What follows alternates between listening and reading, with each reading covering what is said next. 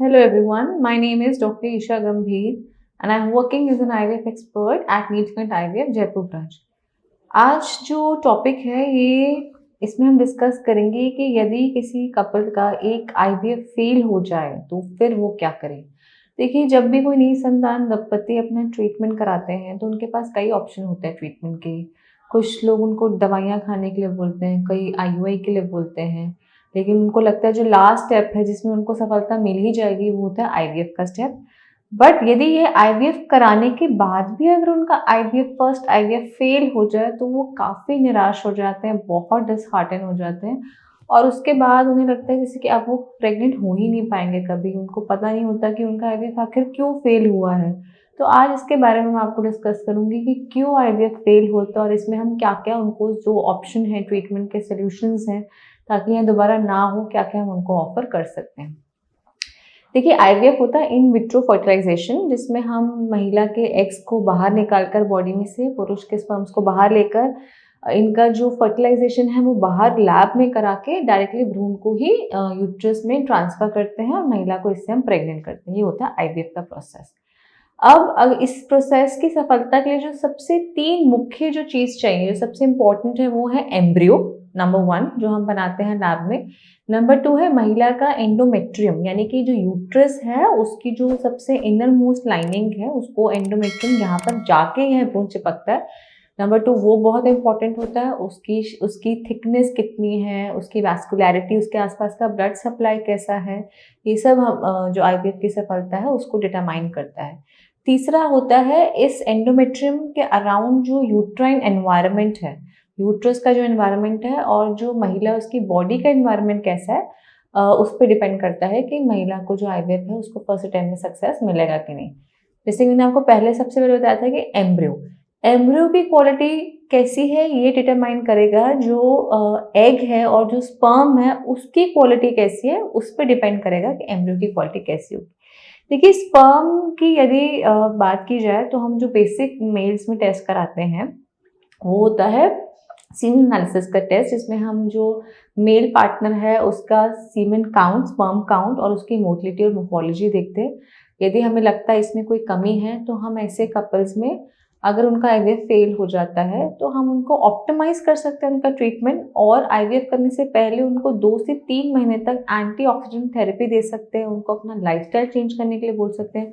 यदि कोई वो हैबिट रखते हैं जैसे कि धूम्रपान, स्मोकिंग, तो वो उनको क्विट करने के लिए हम थोड़ा प्रोत्साहित कर सकते हैं जिससे कि इसकी क्वालिटी बढ़े।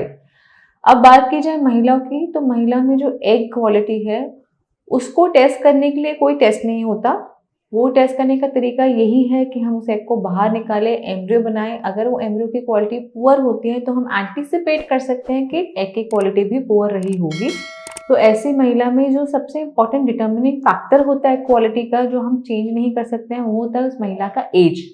जैसे जैसे महिला का एज बढ़ता रहता है वैसे वैसे उसकी जो एग की क्वालिटी है उसमें कमी आती है जिसको हम नहीं चेंज कर सकते। पर यदि उस महिला की फिर भी वो अपने ही अंडों से प्रेग्नेंट होना चाहते हैं तो ऐसी महिलाओं में हम 2 से 3 महीने तक उनको एंटीऑक्सीडेंट थेरेपी दे सकते हैं, जिसमें हम सारे विटामिन और जितने भी एंटीऑक्सीडेंट्स हैं वो उनको प्रिस्क्राइब कर सकते हैं। हम इन महिलाओं को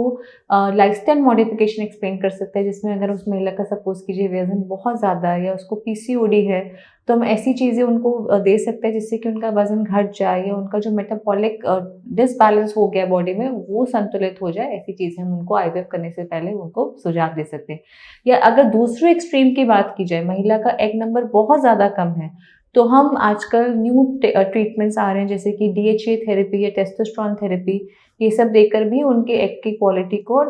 हम बढ़ाने की कोशिश कर सकते हैं। दूसरा इम्पॉर्टेंट जो एग की क्वालिटी बढ़ाने के लिए जो हम चीज़ कर सकते हैं वो ऑप्टिमाइजेशन ऑफ जो स्टिमुलेशन हम कर रहे हैं उसका प्रोटोकॉल का ऑप्टिमाइजेशन, डोज का प्रोटोकॉल, और हम क्या इंजेक्शन आईवीएफ में यूज़ कर रहे हैं, हम ये सब भी महिला के जो रिपोर्ट्स हैं उसके बेसिस पर निर्धारित करके उसको वैसा ऑप्टिमाइज्ड जो स्टिमुलेशन प्रोटोकॉल है उसके लिए प्लान करके उसका वापस से आईवीएफ प्लान कर सकते हैं।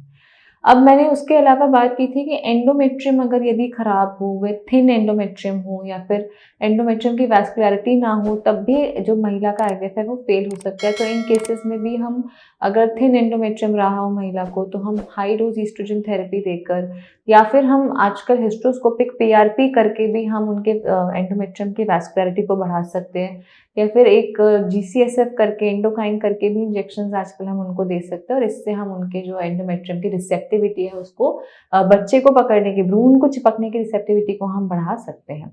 जो थर्ड फैक्टर था वो था उनका uterine environment and bodily environment. Uterine environment देखिए, जैसे कि अगर यूट्रस में कोई फाइब्रॉइड्स रहे हों या पॉलिप्स हों जो कभी कभी स्कैन में नहीं नजर आते, 10 से 20% केसेस में स्कैन बिल्कुल नॉर्मल होता है, उन केसेस में भी आईवीएफ फेल हो सकता है। तो ऐसे कपल में यदि हमें लगता है आईवीएफ फेल हो गया लेकिन स्कैन में बिल्कुल नॉर्मल है, तो हम उनको सेकेंड आईवीएफ करने से पहले हिस्ट्रोस्कोपी एंड लैप्रोस्कोपी का सुझाव दे सकते हैं। और अगर यदि कुछ चीज़ें मिस हो गई हैं स्कैन में,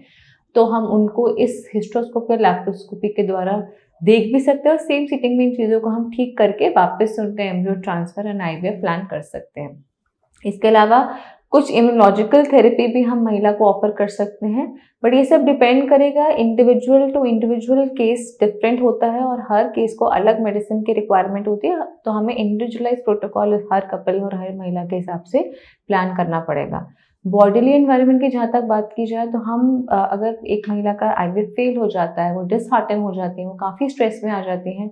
तो हमें उनको ये सलाह देनी चाहिए कि आप डिसहार्टन मत होइए, आप स्ट्रेस मत लीजिए, उनको योगा, प्राणायाम, मेडिटेशन इस सब का सुझाव देना चाहिए। लाइफस्टाइल चेंज करने के लिए उनको प्रोत्साहित करना चाहिए, जिससे कि उनको अगर नेक्स्ट आईवीएफ की तरफ वो जाना चाहते हैं तो उसके सक्सेस होने के चांसेस बढ़ जाएं। यदि आपको इसके बारे में और अधिक जानकारी चाहिए तो आप नीचे दिए गए नंबर पर हमसे संपर्क कर सकते हैं, या फिर नीलकंठ आईवीएफ में आके हमसे परामर्श ले सकते हैं। Thank you very much.